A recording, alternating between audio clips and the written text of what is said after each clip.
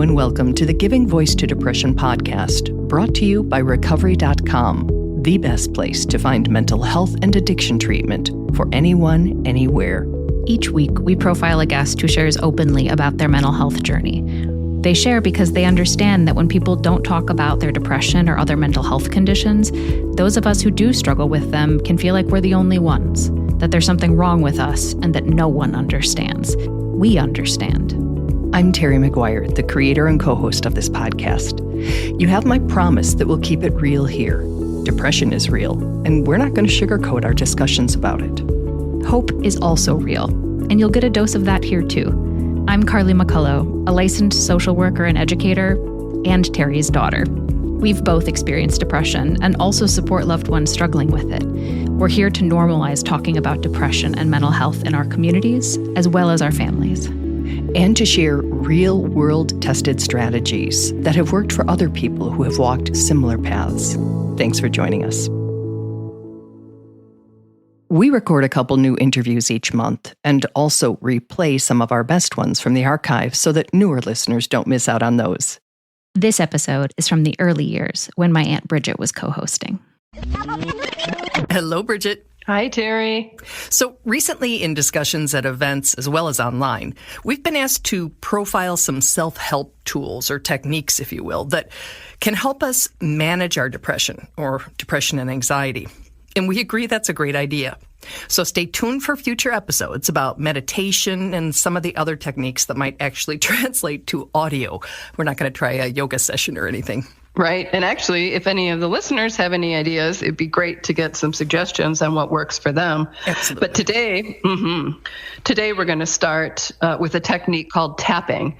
And it's estimated that 10 million people worldwide have used tapping.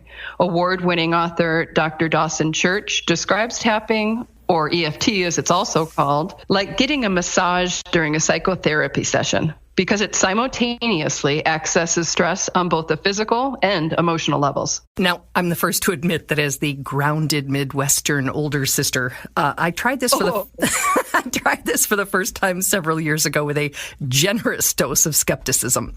But I'll be darned if it hasn't actually worked every single time I've tried it. So West Coast Bridget has been using and advocating tapping much longer.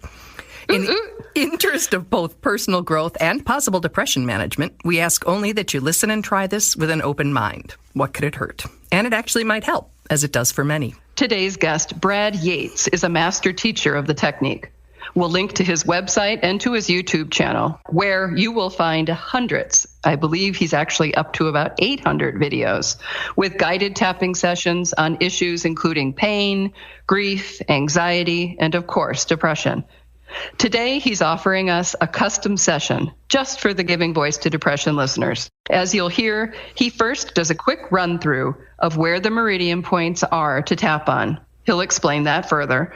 Then he will run through a generously longer session. We can't wait to hear if it works for you.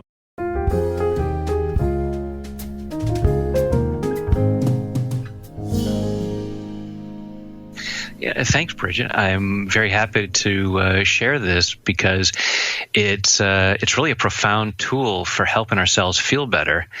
And for most of us, that's a welcome tool, but especially if we are struggling with depression or anything like that. But we also find that there are all kinds of benefits to the tapping, primarily as a stress relief tool. So we have scientific evidence showing that when we're doing the tapping, we're lowering cortisol, which is one of the stress hormones.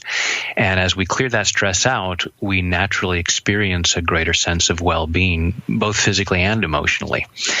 So it's a very useful tool for people in most areas of life. You know, it's a technique that is literally at your fingertips wherever you go. That's one of the things I like most about it. It doesn't cost anything. You can learn it online, and it's completely portable. Brad says that just like with doing exercises, a few sit-ups will not give you a six-pack, and it might take a few tries to feel the benefits of tapping. It's the kind of thing that people either love and find very helpful, or they totally dismiss it because they're not getting an instant result. So just try it. But in general, even after just a few moments of tapping, we tend to feel more relaxed and start to experience a little bit more well-being. And then with further tapping, there are all kinds of great things we can do with it. I mean, even coming down a little bit is huge. It's relief. Yeah, I'll say to folks, even if, sometimes we'll rate it on a scale of 0 to 10 and say, oh, it's a 9. And we'll do a little bit of tapping. Even if we go from a 9 down to an 8.75. Exactly. That's a little bit of relief is better than nothing. And it's also evidence that if I can bring it down even a little bit, that means I can bring it down even more, because so many of these issues we've been carrying around going, it's a 9, it's always a 9, it's a 9 from morning till night, nothing ever changes it. Oh, it's an 8.75. There's a sense of hope there. And I love that. I love that too. That's what we're all about. Hope. It's a powerful thing. So can you tell us, what does doing a round of tapping look like and mean?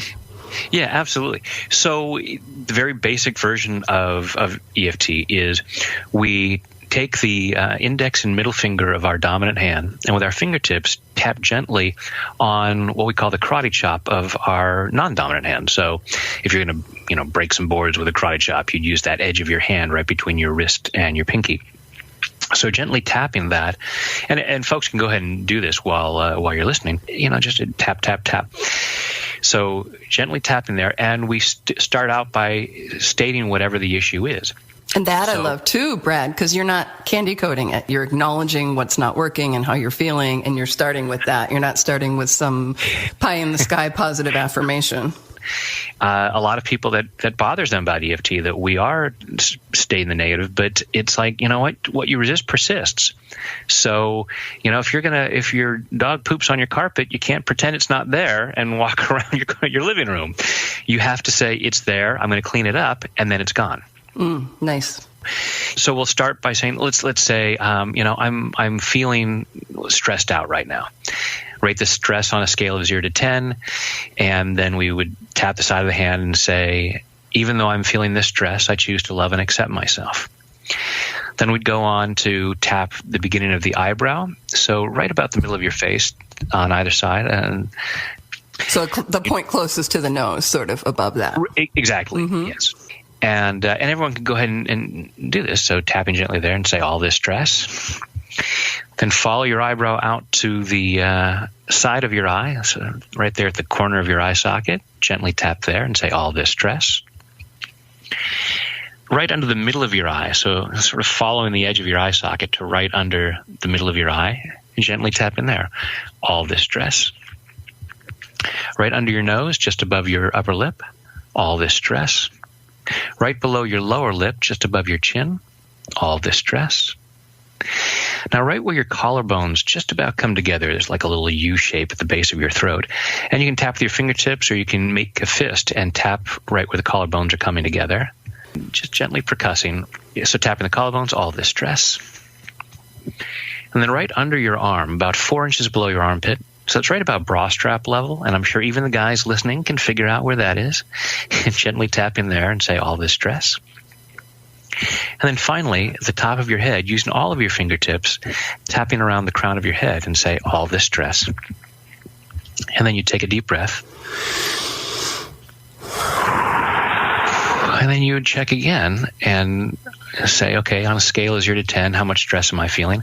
Because this is primarily a stress reduction tool, we will notice that it's come down. And again, sometimes it's very rapid and the numbers come way down. Sometimes it's just a little bit. And when we're tapping, it's often like peeling the layers of the onion. So we get greater clarity about, oh, I know what's stressing me out. And, often in cases of depression, what we're feeling depressed about are things that we never really resolved from way back in the past, things that we have been programmed to feel bad about. Some event that our programming tells us, you have to feel bad about this, you should feel bad about this, even though that's not a universal law. There are plenty of people who have been through things like that and recovered and healed. With the tapping, we're calming down that stress response such that we have greater freedom to look at things and say, okay, wait a minute. Isn't it possible that I could heal? Isn't it possible that I could feel good? And we also clear the fear about feeling better. Not just that I sometimes struggle with depression, but I have depression. It's part of who I am, or I am a manic depressive. As we calm that stress response, we can look at it and say, okay, this is an issue that I sometimes deal with, and I can do things to take care of myself, but it doesn't have to be a part of my identity such that I need to hang on to it. Excellent. Can we do a session on depression? Absolutely. Everyone, go ahead and close your eyes. Take a deep breath.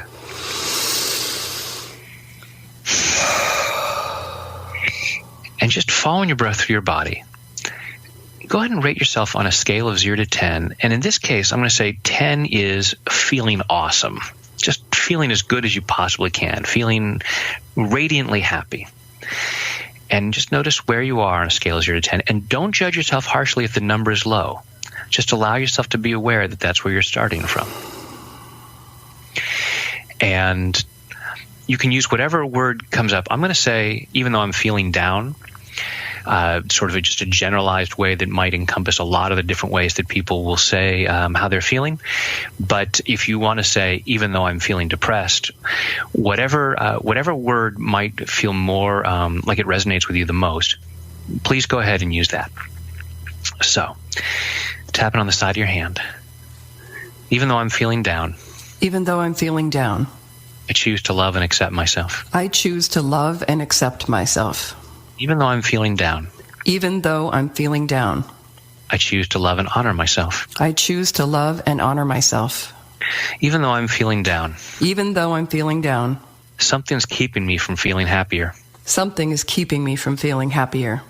And even though I'm feeling down. And even though I'm feeling down. I choose to deeply and completely. I choose to deeply and completely. Love, honor, and accept myself. Love, honor, and accept myself. Eyebrow point. I'm feeling down. I'm feeling down. Side of the eye. I'm feeling a little bit down. I'm feeling down. Out of the eye. Or I might be feeling a lot down. I'm feeling a lot down. Out of the nose. Some things are really bothering me. Some things are really bothering me. Out of the mouth. There's something telling me. There's something telling me. Collarbone. I can't feel happy right now. I can't feel happy right now. On the arm. I can't feel good right now. I can't feel good right now. Top of it. I should feel down. I should feel down. Eyebrow point. I should be upset about things. I should be upset about things. Side of the eye. I'm not entirely sure. I'm not entirely sure. How feeling down is going to help. How feeling down is going to help. Under the nose. But part of me says. But part of me says. On the mouth. It's not even a choice. It's not even a choice. Collarbone. I have no choice about how I feel. I have no choice about how I feel. Out of the arm. I have to feel down. I have to feel down. Top of the head. And I choose to love and appreciate myself. And I choose to love and appreciate myself. Eyebrow point. For all the ways that I'm trying to take care of myself. For all the ways that I'm trying to take care of myself. Side of the eye. Even when I'm feeling down. Even when I'm feeling down. Out of the eye. That's because part of me is saying. That's because part of me is saying. Out of the nose. This is the appropriate response right now. This is the appropriate response right now. Out of the mouth. This is how I'm supposed to feel right now. This is how I am supposed to feel right now. Collarbone. And I love and appreciate myself. And I love and appreciate myself. On the arm. For all my efforts to do what's appropriate. For all of my efforts to do what is appropriate. Top of the head. And in the moment. And in the moment. Eyebrow point. I choose to give myself permission. I choose to give myself permission.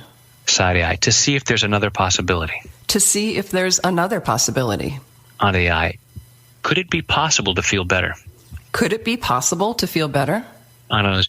Is it possible that I could focus on different things? Is it possible that I could focus on different things? Out of the mouth. Things that I'm grateful for. Things that I'm grateful for. Collarbone. While there are a lot of things in my life. While there are a lot of things in my life. On the arm that I can feel really down about. That I can feel really down about. Top of the head. If I give myself permission. If I give myself permission. Eyebrow point. I could probably find 1 or 2 things to be grateful for. I can definitely find 1 or 2 things that I'm grateful for. Side of the eye. Like just the fact that I'm breathing right now. Like the fact that I'm breathing right now. On the eye. And every time I inhale. And every time I inhale. I don't know. The universe supplies me with oxygen. The universe supplies me with oxygen. Onto the mouth. That's pretty cool. That's pretty cool. Collarbone. I could allow myself to feel grateful for at least that. I can allow myself to feel grateful for at least that. On the arm. And if I give myself permission. And if I give myself permission. Top of that, I could probably find some other things to be grateful for. I can probably find some other things to be grateful for. Eyebrow point. And I might feel down again later. And I might feel down again later. Side of the eye. But in this moment right now. But in this moment right now. On the eye. I choose to feel grateful. I choose to feel grateful. On the nose. I might even choose to be happy. I might even choose to be happy. On a mouth. And would that be so wrong? And would that be so wrong? Collarbone. I have it inside me to be happy. I have it inside of me to be happy. On the arm. Even if I don't do it as frequently as I'd like. Even if I don't do it as frequently as I'd like. Top of that. That happiness is inside me someplace. That happiness is inside me someplace. Eyebrow point. And I'm giving myself permission. And I'm giving myself permission. Side of the eye. To release what doesn't feel like happiness. To release what does not feel like happiness. Out of the eye. To release what does not feel like gratitude. To release what does not feel like gratitude. Out of the nose. To release what does not feel like love. To release what does not feel like love. Out of the mouth. Because I'm worthy and deserving of love. Because I am worthy and deserving of love. Collarbone. I am clearing any doubts about that. I am clearing any doubts about that. I am clearing those at a cellular level. I am clearing those at a cellular level. Top of that, and clearing them all the way back through my past. And clearing them all the way back through my past. Eyebrow point. Back through all the times in my life. Back through all of the times in my life. Side eye, where I may have gotten the message that I wasn't deserving of love. Where I may have gotten the message that I am not deserving of love. On the eye, those were misunderstandings. Those were misunderstandings. Onto the nose, I am tapping into the truth. I am tapping into the truth. Onto the mouth, I am a magnificent child of the universe. I am a magnificent child of the universe. Collarbone, and I am worthy and deserving of love and joy. And I am worthy of love and joy. Onto the arm, and I'm allowing myself to feel that. And I am allowing myself to feel that. Top of the head, in body, mind, and spirit. In body, mind, and spirit. And take a deep breath. And again, with your eyes closed, just go ahead and check in with how you're doing on a scale of 0 to 10. 10 again being vibrantly happy. And just notice if that number has come up. And also just allow yourself to be aware of different thoughts and feelings and memories that might have come up. And you might want to do some specific tapping on any of those specific events or thoughts. And I often say, lather, rinse, repeat as necessary. Thank you. My pleasure. My pleasure. It's a blessing to be able to do this and be of service. And it's so doable. It's something anybody can do. And when you're stuck in the depths of depression, it doesn't feel like you can do anything. You could do this from bed, Yeah. It's something. Yes, something exactly. to take a little bit of edge off the pain. Exactly. That doesn't require somebody else or money or insurance. Yep. Exactly. That's why I love it. All right. Thank you, Brad. Oh, my pleasure. Thanks. Have a great day.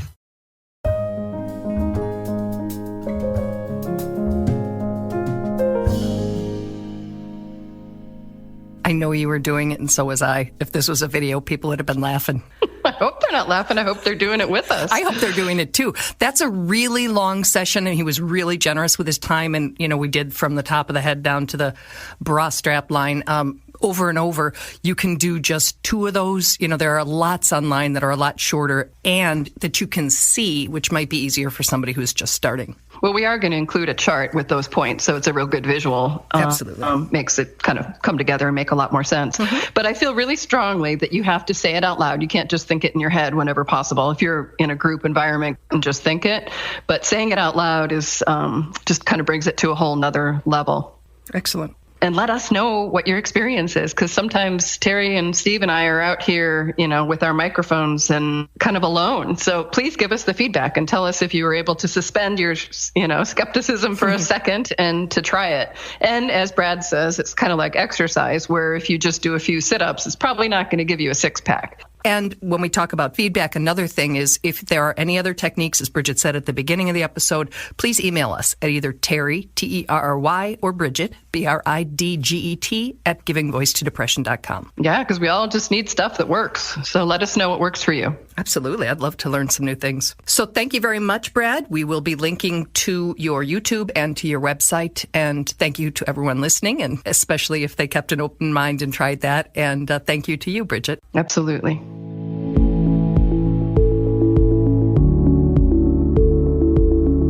We really hope that this discussion helps give some language or context to your own depression, or ideas for how to support someone else in your life living with it. We invite you to check out the hundreds of episodes in our archive and to explore both the Resource Hub and treatment options on recovery.com. Depression is too dark a road to walk alone. We'll be back next week.